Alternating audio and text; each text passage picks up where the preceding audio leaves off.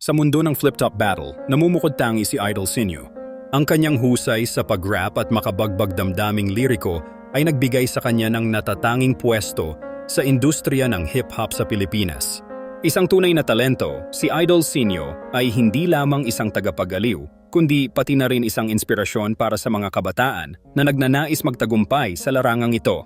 Isang malaking bahagi ng kanyang tagumpay ay ang kanyang kakayahang ipahayag ang tunay na damdamin at social commentary sa bawat punchline na kanyang binibitawan. Kilala siya sa kanyang hindi kapani-paniwalang galing sa pagbabalanse ng humor at seryosong mensahe na pumupukaw sa atensyon ng kaniyang mga tagapakinig. Sa bawat laban, ang kanyang mga salitang masakit at puno ng metapora ay nagtutulak sa kanyang kalaban na mag-isip ng mas malalim at mas magpaka-creative. Ang laban sa flip-top battle ay hindi lamang tungkol sa kompetisyon kundi rin sa sining ng pagpapahayag. Sa mga pagkakataong kanyang hinaharap ang mga sikat na kalaban, ang pagkakaroon niya ng tema at storytelling sa kanyang mga verses ay nagbibigay ng mas malawak na konteksto. Ang bawat binitawang linya ay tila isang kwentong bumabalot sa panlipunang issue na mahalaga sa ating kondisyon bilang lipunan. Sa ganitong paraan, nahuhuli ni Idol Sinyo ang puso ng kanyang audience. Tila ba sinasabi na ang bawat laban ay hindi lamang isang wrestling ng salita, kundi tungkol sa ating buhay.